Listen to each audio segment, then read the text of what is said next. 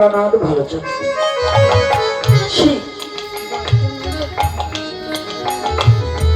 শিব যে কত বড় ত্যাগী, শিবের মতো ত্যাগী পাওয়া ভার।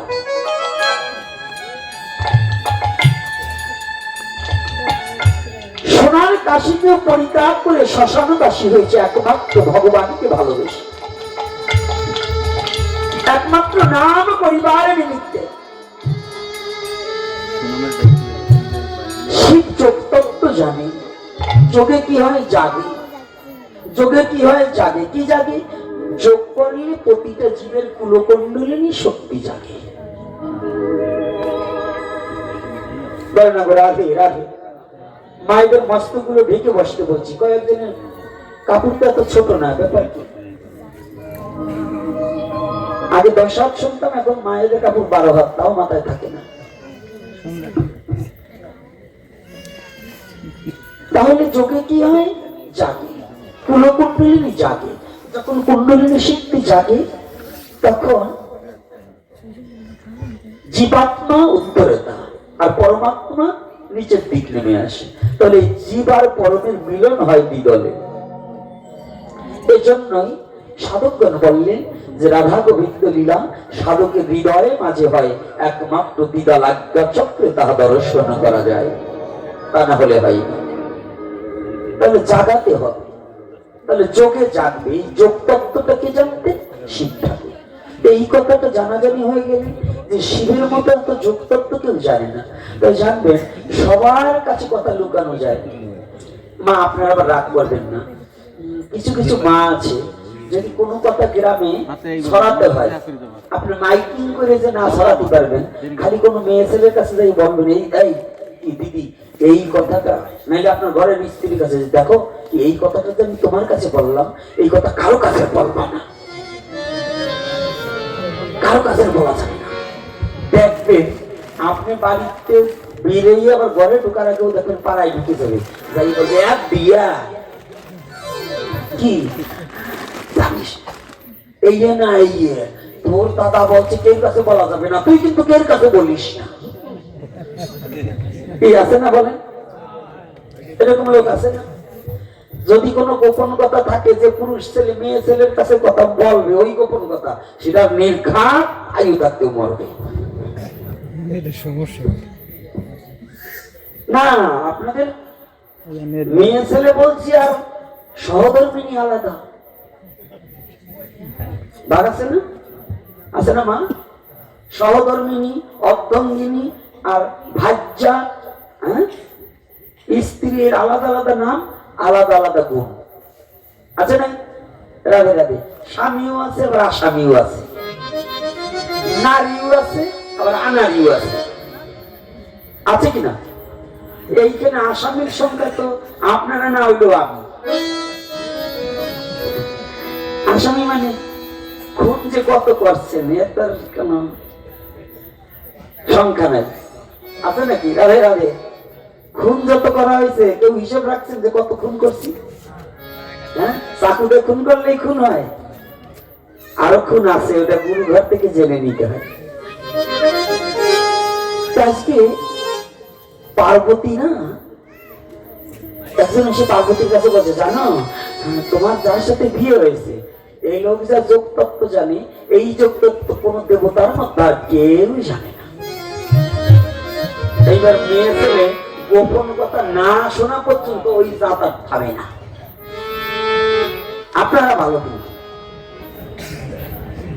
ওই রকম যারা তাদের বলছে। এইবার শিব ঠাকুরকে বলছে, দেখো ঠাকুর কি আমার একটু যোগ তত্ত্ব শোনা। জানেন যত মন্ত্রী মিনিস্টার, জজ, ব্যারিস্টার, উকিল, মুক্তা যাই থাকুক না কেন, সব জায়গা গরম হইতে পারে, বউর কাছে কিন্তু নরম বলে। গুসাইরাও পর্যন্ত কি বাবা সব না, ওই শ্বশুর মশাই যা দিয়ে দিয়েছে ওই মেশিনের কাছে সব খোঁজা, তাই কি বাবা? তাই বলেন, সত্যি কথা বলো। আর জুয়ান গুলো তো বসবেন, ওরা ওই দলে যায় নাই, আপনারা যে কটা বুড়ো ওই কটা জানেন না। আপনারা তো তো খাইয়ে আইছে ওই খানায় পড়ে দেখছেন কোন জায়গা জল কত। এইবার তো আপনার ঘুষ থাকা দরকার। এইবার দেখেন ওই বুড়িটা দাঁত নাই তাহলে হাসিয়ে কয়ে যাওয়া ঠিক আর ঠিক সব কয়টা ঠিক, একটাও ঠিক না, খালি অঠিক আমি একা। আর মাঝে মাঝে একটু রস সৃষ্টি করতে হয়, এই বলছি রসে ধারে লীলা কথা বলতে হবে, ওই মধ্যে দিয়ে জ্ঞানী যে সে বুঝে নিয়ে যাবে।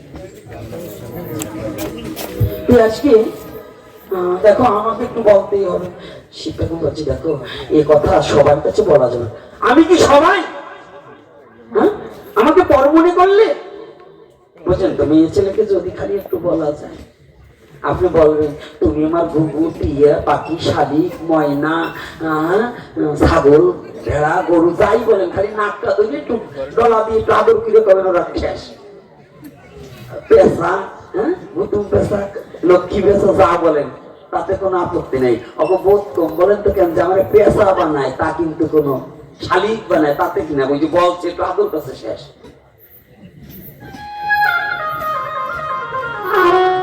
দেখো তোমার কাছে সব বলা যাবে, কি বলা যাবে না কেন? আমি কি তোমার আপন জন্য? যদি যারা এই আমাদের সমাজে কিছু লোক আছে, মায়েদের মধ্যে আছে, বাবাদের মধ্যে আছে, শুধু এটা বাবাদের মধ্যে নয়, যদি সাধু সঙ্গে যায় দেখতে একটু রায় দিলি করে মায়েরা মনে করে যেন আজকে কোন বিটির সাথে কথা বলছে, আসতে দেরি হইল কেন। আর যদি বাবারা মারা যদি দেখতে একটু দেরি হয়, আজকে আসুক। আর এই আমাদের পাবলিকদের মধ্যে কিছু শয়তান আছে, এই ঘর ভাঙা শয়তান, ওরা বাজে এই পুরুষ ছেলেটার কাছে কয় দেখেছিলাম তোমার বউ এত বড় সাধু হয়েছে, তিল একা কপাল নিয়ে যাই খালি কুলাকুলি করে বিটা কষাতে। এরকম আছে না কিছু বদমাইশ আছে তোমার? এইবার উনি তো একেবারে পচা একটা নিয়ে দাঁড়াই থাকে, আসুক আজকে। ওই ঘরে গেলেই যন্ত্রণা, কিন্তু কেউ এসে দেখবে না কে কি করে। কিন্তু শাস্ত্রে বললেন স্বামী স্ত্রী এমন একটা সম্পর্ক, যারা ভজন করতে চায়, যদি নিজের স্বামী স্ত্রীর মধ্যে যদি মিল না থাকে, যদি সম্পর্ক ভালো না থাকে, সে রাধা গোবিন্দ যুগল চরণ কোনোদিন পাবে না। পর নারী নিয়ে কোনোদিন ভজন হয় না। ঠাকুর হরিচাঁদ ঠাকুর বলছে লইয়ে নিজ নারী ঘুষাইতে বেবিচারী তবু সে ব্রহ্মচারী। কি বলছে নাকি? তাহলে নিজ নারী ছাড়া পর নারী নিয়ে কিন্তু ভজন হয় না। এটা কিন্তু ঠাকুরের দ্বাদশ আজ্ঞার মধ্যে আছে। আজকে দেখুন, যখনই পার্বতী খুব আর দেখবেন মেয়ে ছেলে আছে, এরা আর কিছু পারুক বানাবো, কানতে খুব ভালো হয়। কথা একটু বলার আগে, মারার আগে শিক্ষক দেবে এমন মনে হয় আরে মাইকে হয় নাই। এখন নইছে এমন নাসর বান্দা যোগ তত্ত্ব না শুনে নইছে কান্দা। তখন পার্বতী কানতেছে, এখন বলছে শোনো যোগ তত্ত্ব যে বলবো এটা গোপন গোপন জায়গায় যে বলতে হবে। কোথায় বলতে হবে? গোপন জায়গায়। আজকাল দেখুন আমাদের সমাজে মোবাইলে নাকি দীক্ষা দেওয়া দিচ্ছে, ভিডিও কনফারেন্সে দীক্ষা দেওয়া দিচ্ছে। ভিডিওতে আমেরিকা গুরুদেব এখান থেকে বিয়ে করছে শিষ্য, তারে মন্ত্র দেয় আমেরিকাতে, এখানে বসে বাংলাদেশে। কত আধুনিকতা! তাহলে যদি আমেরিকা থাকতে এখানে দীক্ষা দেওয়া যায়, তো মোবাইলে বাচ্চা কাছে হবে না? তার কথা বলেন না কেন? যদি মোবাইলে দীক্ষা চলে তাহলে বাচ্চা কাচ্চাও তো এই মোবাইলেই হবে। আমি আর কথা বলতে চাই না, বললেই আমার যন্ত্রণা। আবার আপনারা আবার বলবেন যে গোপীনাথ খেলে এই বলে, সেটা না, কথাগুলো ধরে রাখতে হবে। আজকে বলছি তাহলে চলো গভীর অরণ্যের মধ্যে যাই, কেউ যেখানে না থাকবে, কোনো কোলাহল থাকবে না। সাধন ভজন করতে হলে কোলাহলের মধ্যেও হয় না। স্থির চিত্ত না হলে ভজন হয় না। হয় বাবা? চঞ্চল মানে কি কৃষ্ণ ভজন হয়? চঞ্চল মানে কখনো কৃষ্ণ ভজন হয় না, স্থির করতে হয়। শ্রীমদ ভগবত গীতায় এই যে সনাতনী জাতিরা আজকাল একটা গ্রুপ আছে গীতাকেই মানে না, গীতা তাকে কোনো গ্রন্থই ধর্মগ্রন্থই না। ওই যারা গীতা মানে না ওরা কয়েকদিন পরে বাবারে অস্বীকার করবে, মারে প্রশ্ন করবে, মা কি আমার বাবা এত কালো, আমি তো ফর্সা, মনে হয় ওইটা আমার বাবা না।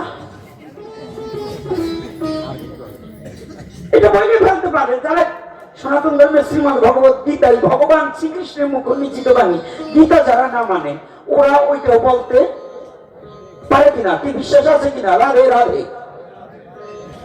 কয়েকদিন পর ওরা বইলেও দিতে পারে, মা আমার বাবার মতো তো আমি নেই, আমার বাবা কোনটা বলতো, একটু জীবনে মারলাম, যদি চামড়া মোটা না হয় তাহলে বুঝবে, আর যদি চামড়া মোটার জাত হয় তাহলে আর কিছু বুঝবে না। বলে না গো রাধে রাধে। এর সে করা কথা আর বলবো না আজকে, নাহলে আগামী দিন ভক্তরা আসবে না। বেশি করা কথা বলবো না, আজকে তো 3 দিন, লাস্ট দিন বইয়ে যাবো যা আছে তাই। কি মা আগামী দিন আসবো তো? আমার মা না এসে পারে, অন্য কোন লোকের মা, আমার মা গোপীনাথের মা, তাই না? গোপীনাথের একেবারে সৎ মা, কি তাই না? সৎ মা না আপন মা? সৎ মা, কারণ তোমরা তো অসৎ নয়। মা তো সারা জীবন সন্তানের কাছে সৎই থাকে, অসৎ থাকে বাবা। হ্যাঁ, প্রত্যেকটা কথা রস আছে, বোঝাও আছে। এইবার গভীর অরণ্যের মাঝে গিয়ে যখনই কান্না নিয়ে যে আমাকে না বললেই হবে না, তো চলো, কিন্তু যোগটক তো স্থির চিত্ত ছাড়া হবে না। আর যে কথাটা বলা দিয়েছিলাম শ্রীমদ ভগবত গীতার 18টি অধ্যায়, যোগ ছাড়া কোনো বিয়োগ নেই। আচ্ছা, একটা ব্যক্তি বলতে পারবেন যে বিয়োগ আছে? শ্রীমদ ভগবত গীতার প্রত্যেকটি হচ্ছে কি যোগ, কিছু নিয়ম তত্ত্ব না বললেও হয় না। শুনুন, গুরু বলতে সব গুরুই আমার গুরু। গুরুময় ব্রহ্মাণ্ড দেখবে সকল বিপদ যাবে, প্রাপ্তি হবে নিত্য বৃন্দাবন, সুজনমন শ্রী গুরু অনুরাগী করণ। কেউ রাগ করবেন না, কথাটা কারো দলে বললে বুঝতে চেষ্টা করবেন, রাগারাগি করলে মীমাংসা আসবে না। আসবে বাবা, বোঝার চেষ্টা করতে হবে। যেমন আজকে আমাদের এই যে আমি যে বাড়িতে আমাকে থাকতে দিতে একটা আশ্রম, চমৎকার জায়গা, এবং আমি সবচেয়ে ধন্যবাদ জানাই আপনাদের গ্রামে যে একটা অনাথ আশ্রম হয়েছে। এই জন্য যারা এই প্রচেষ্টা করে এই অনাথ আশ্রমটা করেছে এবং যে গুরুদেব করে গেছেন তার নাতুনের চরণে আমার ভুলন্বিত দণ্ডবাদ রইল। কারণ এটাই হচ্ছে সনাতনী জাগরণ চিন্তা। বিদ্যা আশ্রম করার দরকার নেই, অনাথ আশ্রম করতে হবে। বলবেন বৃদ্ধাশ্রম, বৃদ্ধাশ্রমের গুলো বেশি খারাপ, ওদের ছেলে আছে মেয়ে আছে, সম্পত্তি ভোগ ছেলে মেয়ে করে, ছেলে মেয়ের সাথে ঝগড়া করে বৃদ্ধাশ্রমে দিয়ে ওঠে। আর আমার নির্দেশ হচ্ছে প্রত্যেক জায়গা যদি হ্যাঁ বৃদ্ধাশ্রমের লোকে যাবে, কিন্তু তার যে সম্পত্তি আছে ওই আশ্রমে দান করে দিতে হবে, তাহলে যাবে। না হলে তোমার ছেলের জমি ঠিকই থাকবে, ছেলে ঢাকা থাকবে, তোমাকে খেতে দেয় না, তাই তুমি ওইখানে যে আশ্রয় নেবা, এই পাইখানা করে কাপড় নষ্ট করবার, ওই আশ্রমবাসী তোমার পাইখানা দেবো, এটা হবে না। তোমার যা আছে আশ্রমে দাও, আমরা খেতে দেবো, আপত্তি নেই। এই কথাটা কি অন্যায় বলছি? আর অনাথ আশ্রম যেটা করেছেন আমি ধন্যবাদ জ্ঞাপন করছি। ওদের যদি সুশিক্ষা দেওয়া যায় তাহলে ওরা একদিন মানুষ হবে। তবে ওদেরকে ধুতি পরা শিখাতে হবে এবং প্যান্ট পরা লুঙ্গি পরা ওদের বর্জন করাতে হবে। ওদের গলায় তুলসীর মালা রুদ্রাক্ষের মালা দিতে হবে। ওদেরকে সকাল সন্ধ্যা প্রার্থনা শিখাতে হবে। ওদেরকে সনাতনী খালি করে খাবার দিলেই অনাথ আশ্রম হয় না, খাবার শ্রীগাল পুকুরেও পায়, কিন্তু ওদের স্বধর্মের বিধিবিধান যদি না দেওয়া শিক্ষা হয় তাহলে ওটা আশ্রম হয় না। বলো না রাধে রাধে। আমার বাবা কষ্ট পাচ্ছেন না? যেমন আজকে দেখলাম মন্দিরের উপরে আগে শিবের ছবি, তার পায়ের নিচে হচ্ছে রাধাকৃষ্ণের ছবি। শিবের সরাসরি শিবের নিবেদিত প্রসাদ খেলে পুরাণের লেখা, আপনাদেরও আছে দেখা, আমারও কিছু আছে দেখা, তার পরবর্তী জন্ম কুকুর কুলে জন্মগ্রহণ করিতে হবে। এটা শিবকে পার্বতী অভিশাপ দিয়েছে, তোমার সরাসরি তোমার প্রসাদ খেলে তারপরে কুকুরকুলে জন্মগ্রহণ করতে হবে।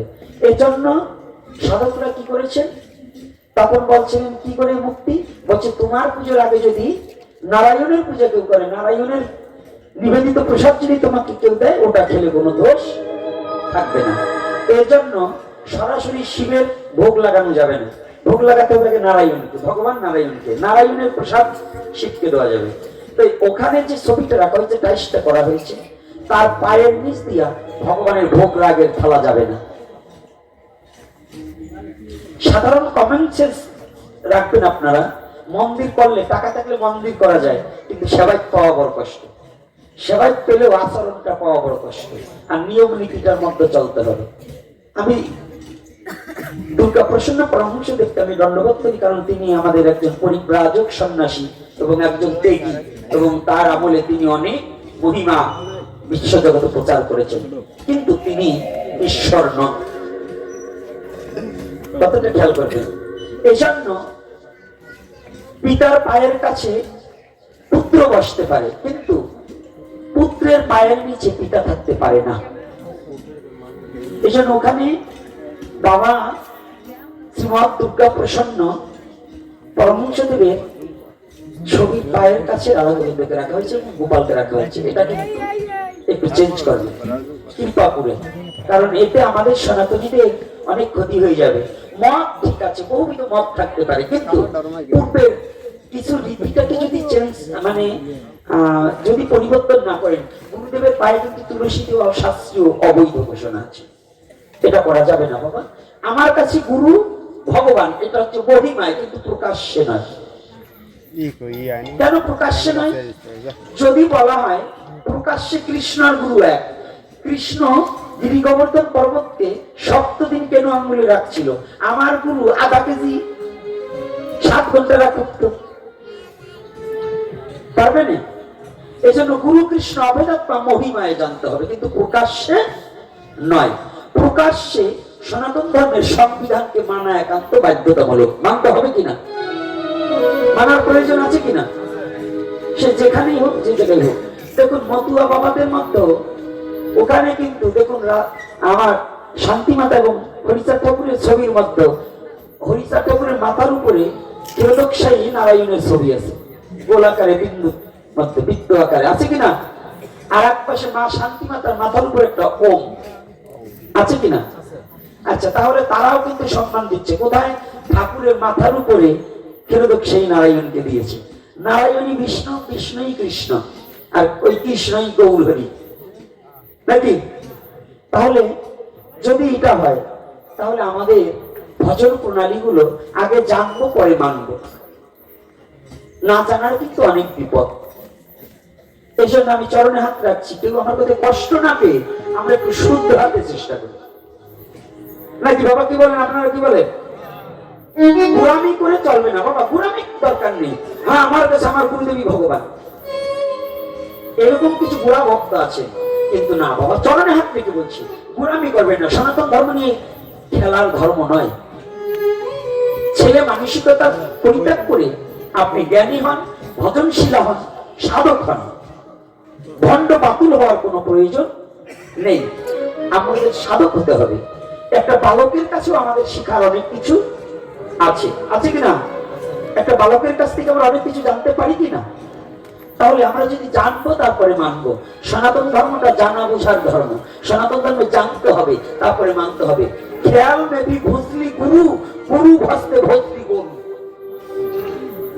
নিজের ইচ্ছা মতো গুরু ভজন করা যাবে না। আমাদের এই যে যারা একজাক পাখি এসেছিলেন, মাতাঞ্চল গোস্বামী নাম শুনেছেন তো? যার গান 51 খানা গানে গৌলীলা সমাপন করেছে।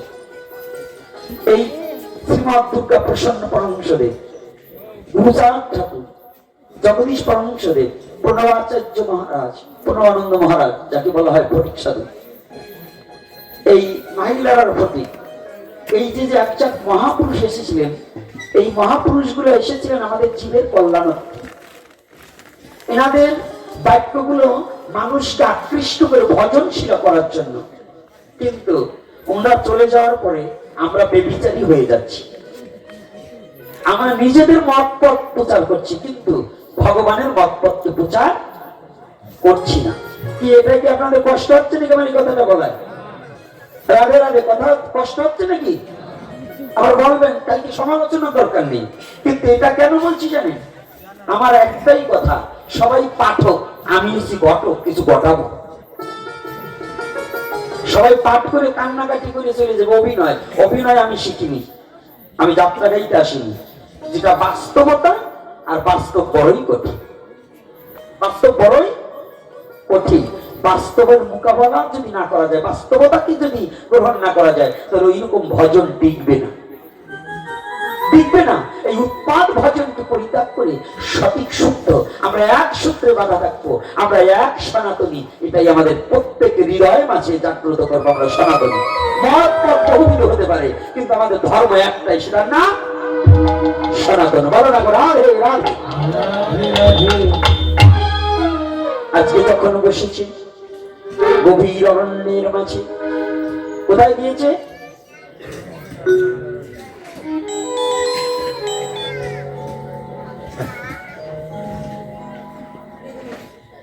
অরণ্যের মাঝে গিয়ে আজকে একটা ভুল হয়ে গেছে আমার, আর আমাদের কীর্তনি করি নেই, মালা থাক, বক্তব্য দিয়ে দাও। কারণ মন অন্য জায়গায় ছিল, আলোচনায় ঢুকে গেছে, আর ওখান থেকে ফিরে আসতে পারিনি। আর আমাদের কীর্তন আগামী দিন যাইব, আজকে পারে না, তবে আলোচনা চালিয়ে যায়। শিক্ষা তো বলছে পার্বতী, এমন বিভাজনই আমারও গোপনী। এই যে মায়েরা ভালো করে শুনবেন, বাইরে যে খোলাখুলি করেন, সাধু সঙ্গ বাইরা নয়। এখানে কয়টা মা আছে যে তার স্বামীকে প্রতিদিন আসনে বসিয়ে একটু ধূপ দেখিয়ে প্রণাম করেন? আছেন কেউ? থাকলে হাত উঁচু করেন।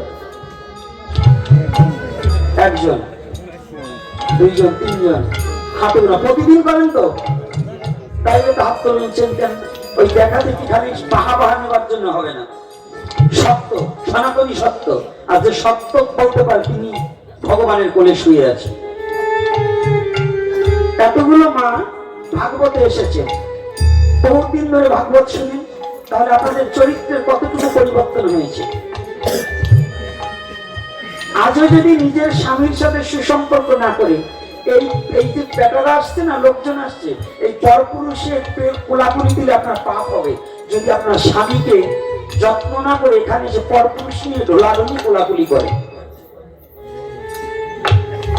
এই যে আপনারা যারা পুরুষ ছেলে আসছেন, আপনার বাড়িতে আপনার স্ত্রীর সাথে ভালো ব্যবহার না করে অন্যের স্ত্রীর সাথে আপনি ভালো ব্যবহার করলেন, এটাও আপনার একটা পাপ। নাকি রাগ হচ্ছে না আমার কথায়?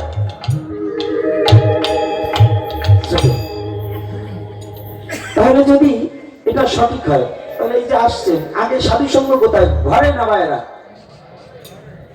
আগে ঘরেরটাকে ঠিক করতে হবে, তারপরে পরকে ঠিক করুন। নিজের সন্তানকে যদি মানুষ না করতে পারেন, পরের সন্তানকে মানুষ করতে পারবেন? পারবেন না। তাহলে আপনাদের কর্তব্য কি জানেন? নারী আজ ভাগবতে আসবেন, এই ভাগবতে এসে এসে যত বড় অসুরত্ব প্রবৃত্ত স্বামী হোক, যদি আপনি দেখো, আমি একটা কথা বলি, শোনো কি, আমি তোমার সাথে অনেক ঝগড়া করেছি, খারাপ ব্যবহার করছি, মানুষ তো না জেনেই করে, তুমি একটু বসো। আমি ভাগবতে শুনেছি স্বামী পূজা দিলে নাকি তার কৃষ্ণ প্রেম ভক্তি জাগ্রত হয়। তুমি একটু বসো, যত বড় অসুর প্রবৃত্ত 5 দিন যদি তাকে বোঝানো হয়, বসলো, তার চরণ দোকান ধোয়াইয়ে দুটো পুষ্প চরণে দিয়ে প্রণাম করে যদি বলা যায়,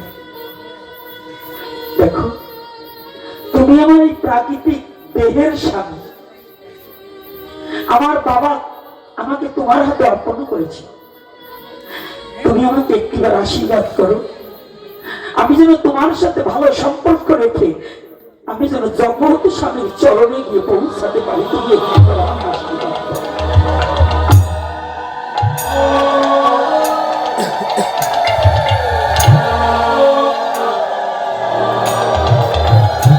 যদি কোনো ব্যক্তি এমন করে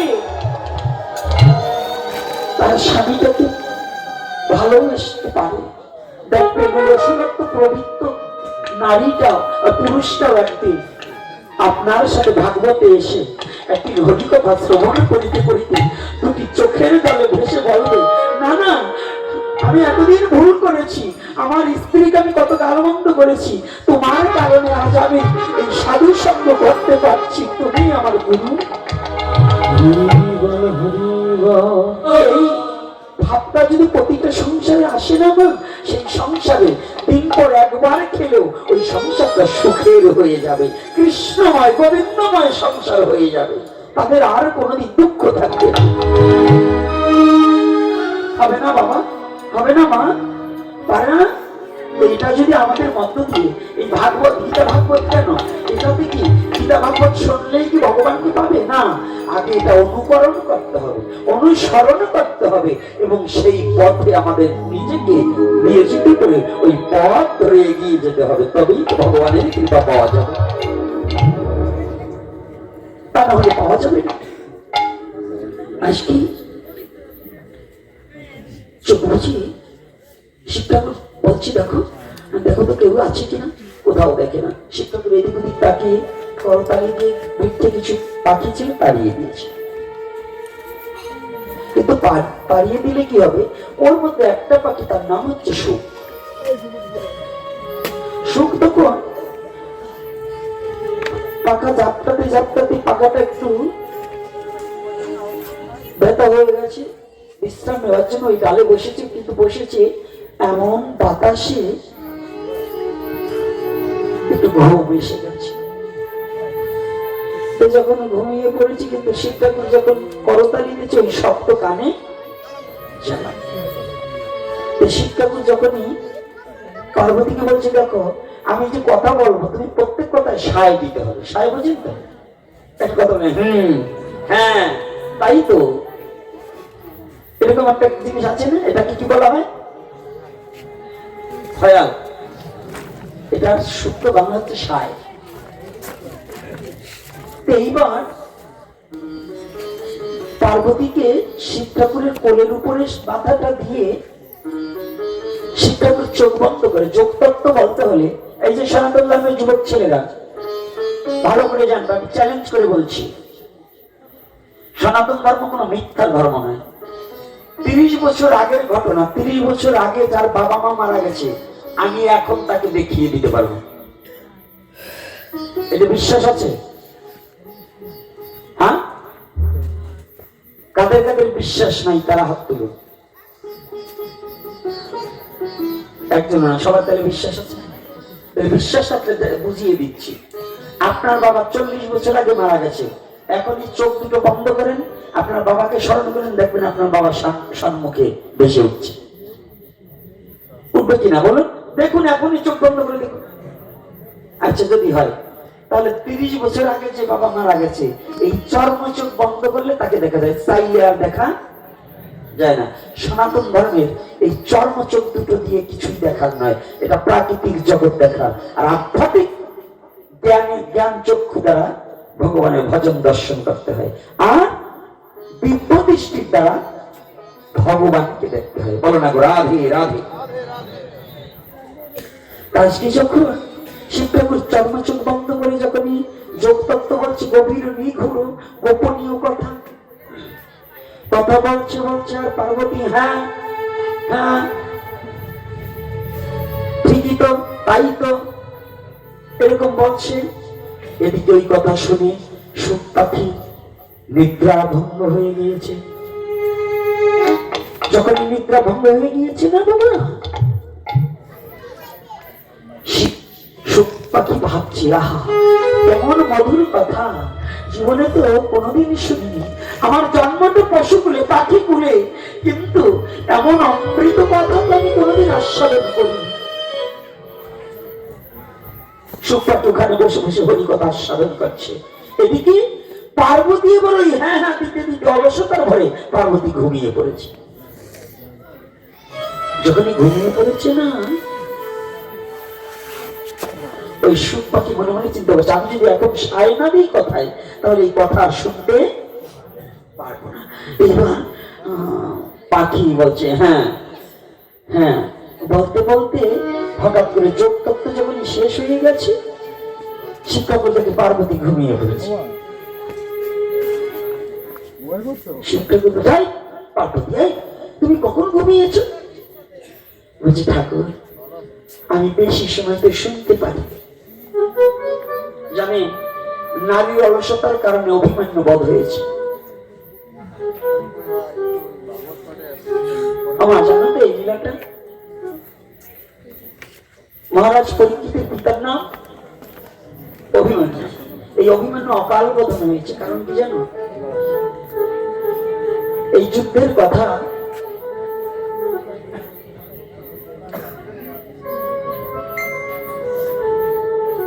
অভিমন্যুর মা, অভিমন্যু যখন গর্ভে এই বৃহচক্র শতচক্র রণস্থল এই গ্রহের মধ্যে প্রবেশ শিখেছিল, কিন্তু আগেও জেনেছিল, কিন্তু নিগম জানি ঘুমিয়ে পড়েছিল। মা ঘুমিয়েছিল, আর মা ঘুমালেও সন্তানটা ঘুমিয়ে যায়। এই জন্য সনাতন ধর্মে কি বলেছে জানো? প্রতিটা মা সন্তান গর্ভে আসার সাথে সাথে তার কতগুলো নৈতিক কর্ম আছে। সেই নৈতিক কর্মটা কি? আহার বিহার শুদ্ধ করতে হবে।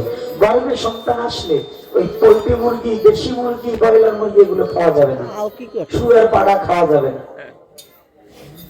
শাস্ত্র অধ্যয়ন করতে হবে, হরিকথা শ্রবণ করতে হবে, যাতে গর্ভের সন্তানটাও কৃষ্ণ ভক্ত হয়ে পৃথিবীতে প্রকাশ পেতে পারে। আজকে যখন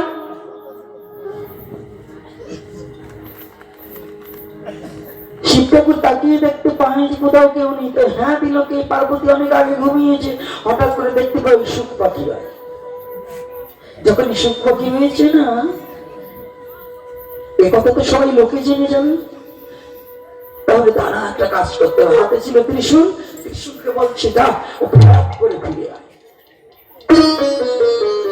যখন এই ত্রিশূল যাচ্ছে, সুখ পাখি ডাল থেকে উড়াল মেরেছে, ওরা উঠতে উঠতে চলে যাচ্ছে, কিন্তু আর কোথাও চিরাবার জায়গা নেই। শিবের ত্রিশূল রোধ হচ্ছে না, ওকে বধ করবে। এইদিকে আবার চতুর্বিংশ অবতারের এক অবতার কৃষ্ণ দ্বৈপায়ন বেদব্যাস।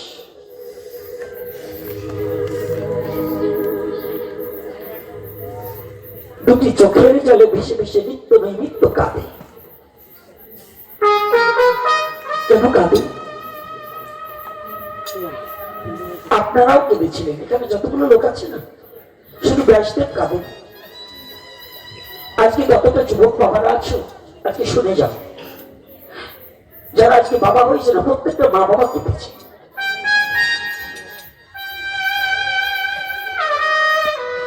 ব্যাসদেব কাঁদছে, গোবিন্দ আমাকে এমন একটা পুত্র সন্তান দাও, যে পুত্রের দ্বারা বিশ্ব জগতে তোমার কথা প্রচার হতে পারে। আমাকে এমন একটা সন্তান দাও জগতের মাঝে, না হলে তোমার এত লীলা কথা জগতে আমি লিপিবদ্ধ করলাম, আমি বললাম, আর যদি এই কথাগুলো ভক্তের কর্ণকুহরে কে প্রবেশ করাইবে? জানে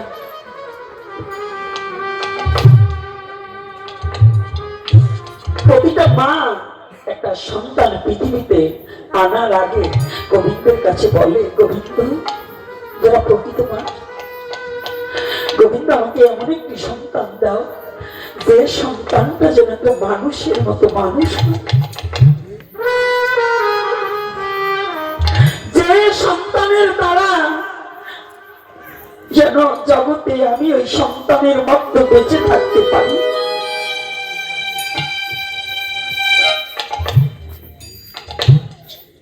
জানো বাবা, কথাটা বলতে ইচ্ছা করে।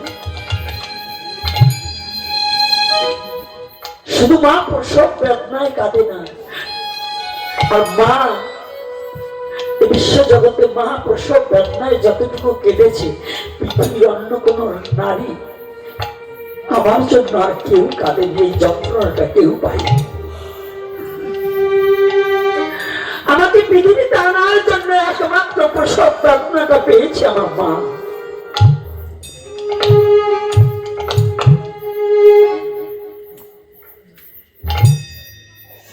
জানেন, ব্যাসদেব কাঁদছে, গোবিন্দ তুমি আমাকে এমন একটা সন্তান দাও যে সন্তানের দ্বারা যেন তোমার নাম বিশ্ব জগতে প্রচার হয়। যারা প্রকৃত পিতামাতা তাদের ভগবানের কাছ থেকে একটা সন্তান চেয়ে আনতে হয়, যে সন্তানের দ্বারা পৃথিবীর মঙ্গল বই আনবে। কিন্তু নিষ্ঠুর সমাজ, কি নির্মম পরিহাস।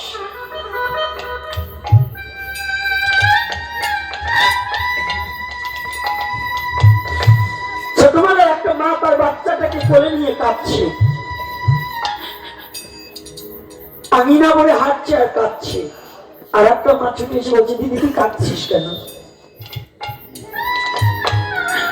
মা তার বাচ্চাটাকে কোলে নিয়ে বলে, জানিস দিদি, আমার খোকা না আজকে 3 দিন ধরে ভাত খায় না। 3 দিন চলে গেল আমার খোকা ভাত খায় না। কিন্তু এই নিষ্ঠুর সমাজ আজ কোথায় দাঁড়িয়েছে? মার বয়স 60 বছর 70 বছর হয়ে গেছে, ওই মা আজকে রাস্তার ধারে গিয়ে কাঁদছে।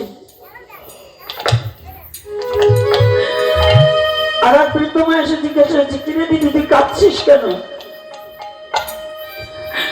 জানিস দিদি, আমার যে ছেলেটার জন্য এত কিছু করেছি, সে ছেলে আজ আমাকে ভাত দেয় না।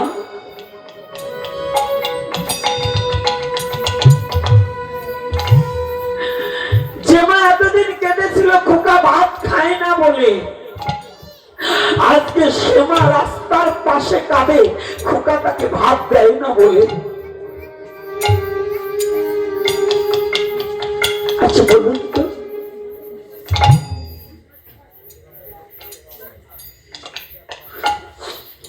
যে আদরের সোহাগের যে ভালোবাসার সন্তানটা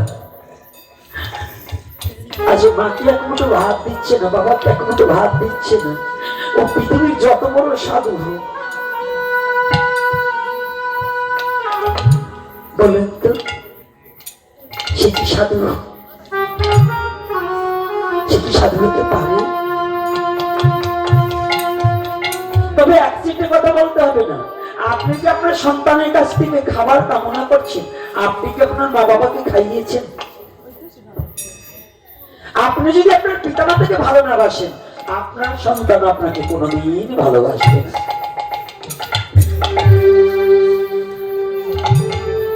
এই জন্য ব্যাসদেব কাঁদছে একটা সন্তান, পুত্র সন্তান আনার আগে ভগবানের কাছে দুপুরটা চোখের জল দিয়ে কাঁদতে হয়, গোবিন্দ আমাকে একটা সন্তান দাও, যে কন্যা দাও আর পুত্র দাও, যেন সে তোমার সেবায় লাগে, যেন সে গোবিন্দ বলে দাবিতে পারে, তোমার করুণা করে একবার যেন একটা সন্তান শুদ্ধ ভক্ত হয়।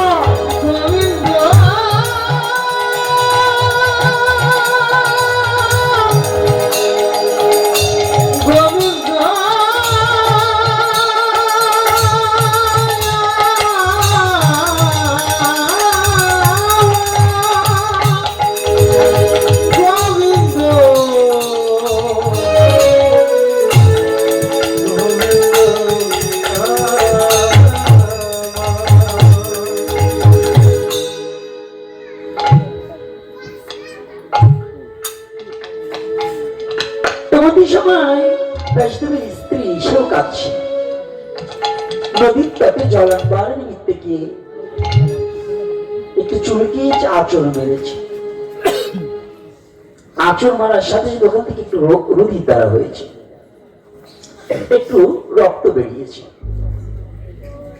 সুখ দেখলেন আমার আর রক্ষা নেই, সুখ পাখি দেখলেন আমি আর রক্ষা পাচ্ছি না, শিবের ত্রিশূলের হাত থেকে আমাকে কেউ রক্ষা করতে পারবে না। সুখ পাখি তৎক্ষণাৎ ওই পাখি দেহটাকে ছেড়ে পরমাত্মা তো ওই সূক্ষ্ম দেহটা নিয়ে ওই রক্তের মধ্য দিয়ে বিচিকার গর্ভে প্রবেশ করবে।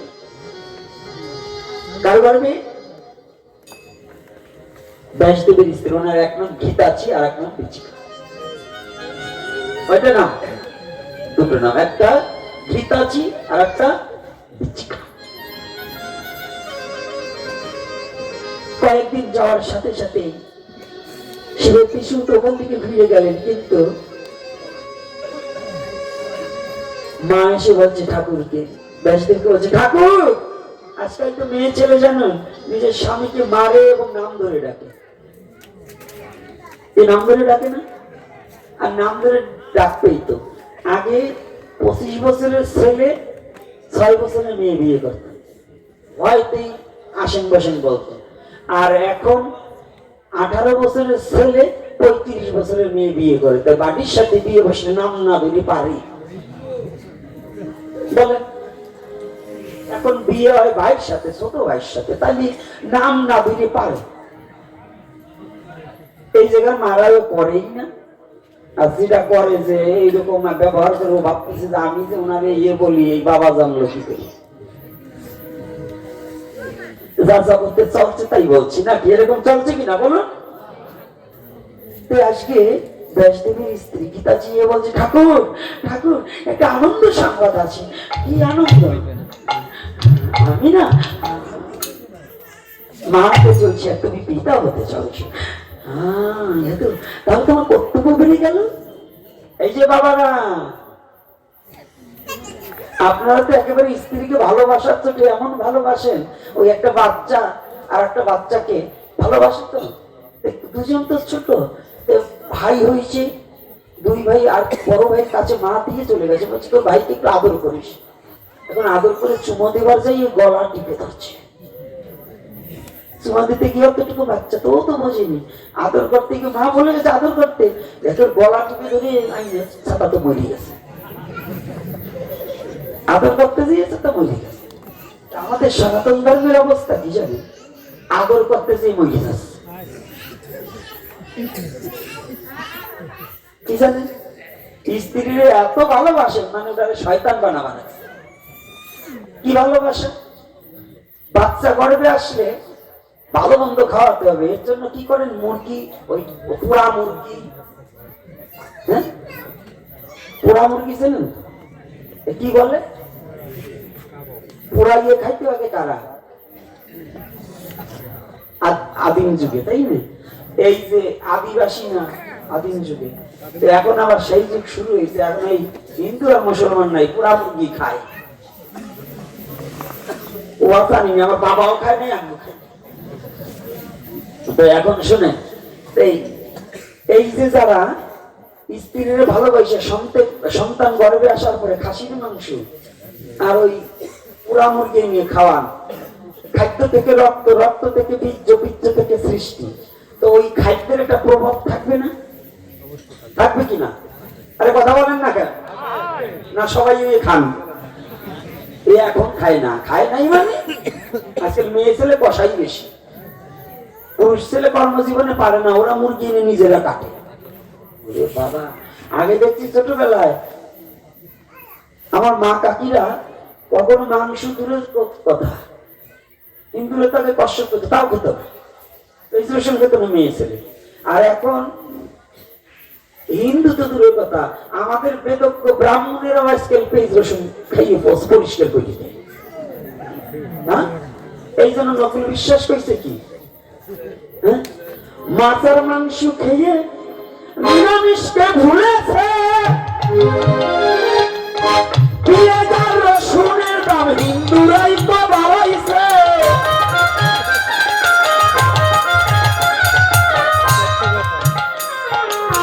মাছ আর মাংস খেয়ে নিরামিষকে ভুলেছে,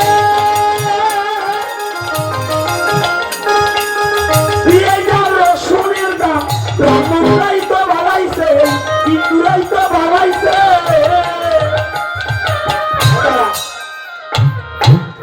বেশি বললে রাগ হয়ে যাবে।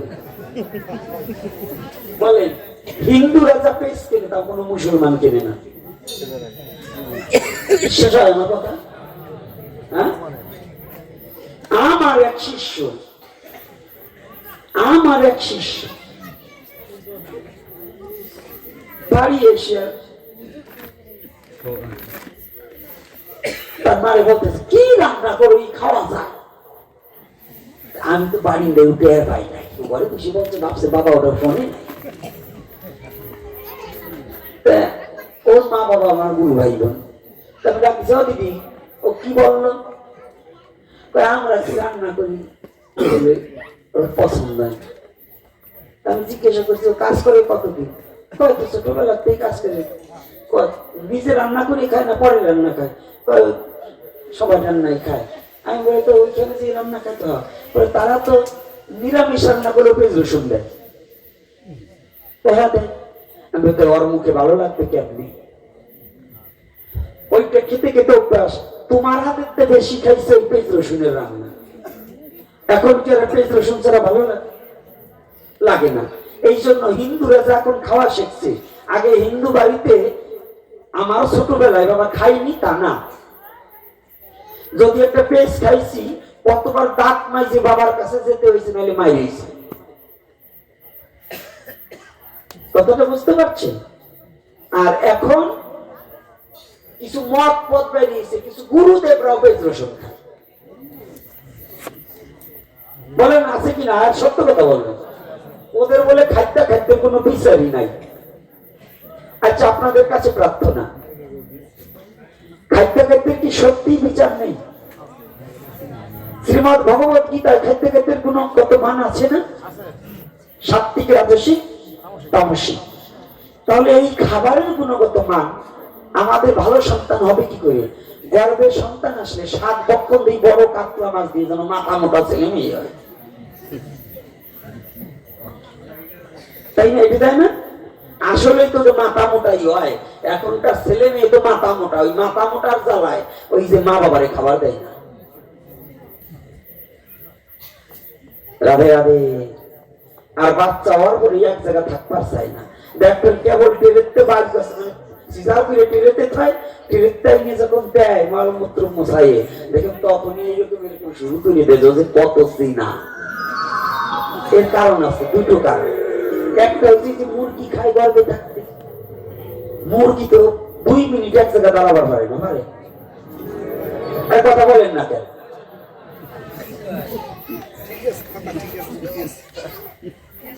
ওই আমার সাথে এটা আছে, সেটা 7 মাসে হয়েছে, ওইটাও নাম বলা যাবে না, নাম বললে সকালে ঝগড়া লেগে যাবে না আমার সাথে, নাম বলবো না। সেইটা 3 মিনিট এক জায়গা করে রাখতে পারবে না। আমি বলছি তোর এই যে সময় পৃথিবীতে আইছিস, ওই মুরগি সামনে করে কি তোর বাবা আনছিল তোর? কারণ মুরগির মতো, মুরগি যেমন 2 মিনিট এক জায়গা দাঁড়াতে পারে না, ওটাও 2 মিনিট এক জায়গা দাঁড়াতে পারে না। তাই দেখবেন, একটা হচ্ছে খাদ্য অভ্যাস, আর হচ্ছে বহুদিনের পুরানো আত্মা।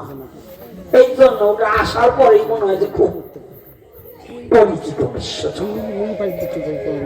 এই জন্য আপনাদের বলছি, সন্তান গর্ভে আসলে পিতার একটা কর্তব্য আছে। কি কর্তব্য? যা ব্যাসদেব করিয়েছে, এই ব্যাসদেবের এই কর্তব্য কর্মটা বলে আজকের মধ্যে বিশ্রাম দেব। আগামী দিন ঠিক 8টা থেকে শুরু করব, নাকি? এই 9টা বাজানো যাবে না। আর যারা 9টা বাজাই আসবেন, তারা ওই প্রসাদ দেওয়ার সময় দেরি করে দেবো। যারা পরে আসবেন তারা পরে বসবেন, নাকি? রাধে রাধে। আজকে আসছিও জার্নি করে 4 ঘন্টা উপরে যাচ্ছি, এই জন্য একটু আমার একটু আমি ফিল করছি। আগামী দিন দেখি গৌরী এইখানটা আবার শুরু করবো, নাকি? যেখানে রেখে দেবো ওখান থেকে শুরু করবো। জয় শ্রী রাধে। আমার হইলে ধীরে ধীরে 2-3 বাবা একটু যাও তো, একটু যারা দক্ষিণা দেবে তারা দক্ষিণা দেবে না, কথা চলবে, নাকি? উঠে হাঁটা দেবেন না।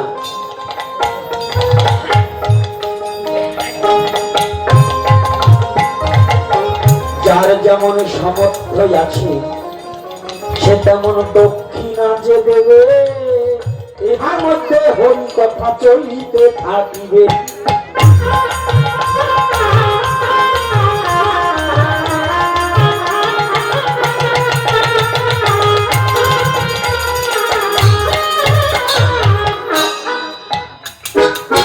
ধীরে ধীরে কিছু কথা আজ করিব বর্ণ,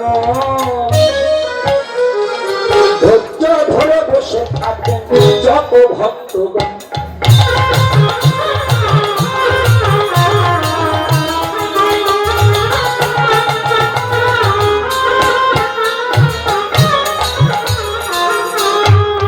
আর একটা নিবেদন আপনাদের চরণে, সামনা পেয়ে কেউ যাবেন না, শুনবেন ভক্তগণী।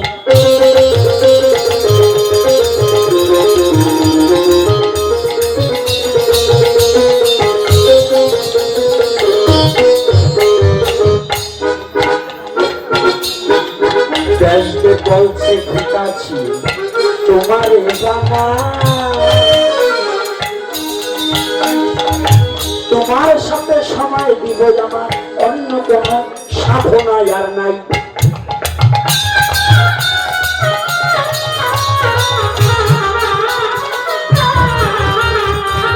কাল সন্ধে দুটো কথা আজ নিবেদন করি, ক্ষমা করবেন ভক্তগণে, বলছি আপনাদের চরণ ধরি।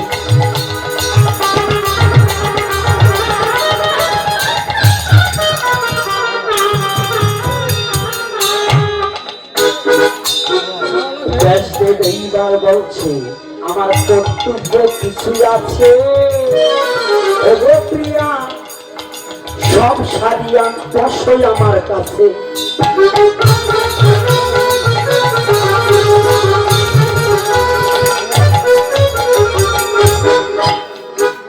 কৃষ্ণ কথা বলবো আমি,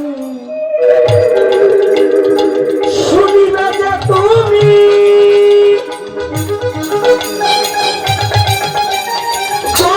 সন্তানকে কৃপা করে জানো আমার কৃষ্ণ যা বলে স্বামী, কৃষ্ণ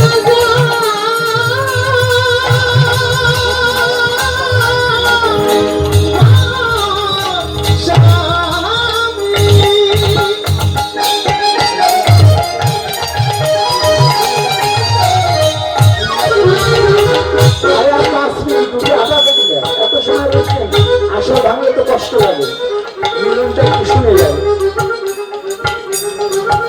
এইবারে ব্যাসদেব তখন প্রিয়ার কাছে বসি ভগবানের লীলা কথা ব্যাসদেব বলছে বেশি বেশি।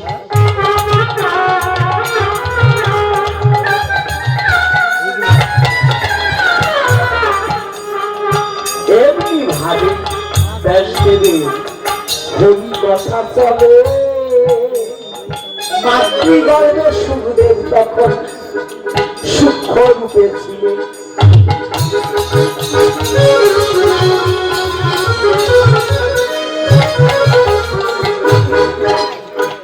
এমন মধুর কৃষ্ণ কথা সুখদেব মাতৃগর্ভে শুনিবারে পায়, এই কারণে 10 মাস 10 দিনে তার জন্ম নাহি হয়।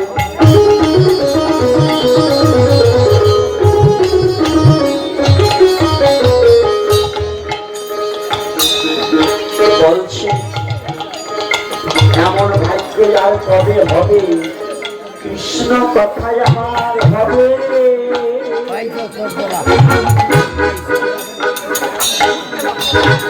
কৃষ্ণ কথা শ্রবণ করে আমার জন্ম ধন্য হবে।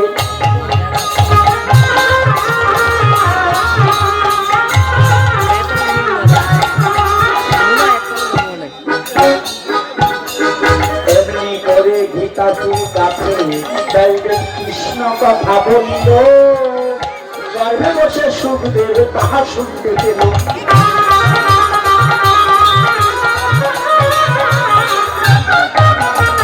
এই কারণে মায়া পেগি সুখদেব জানেন সর্বজা, এইখান থেকে আগামী দিন করিব বর্ণন।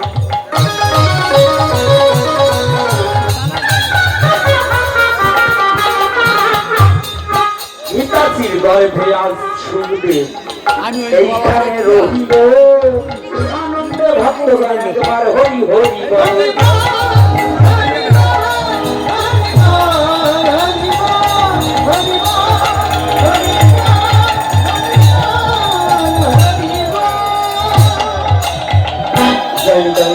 আজকের মতো লীলা এখানে বিশ্রাম রহিল।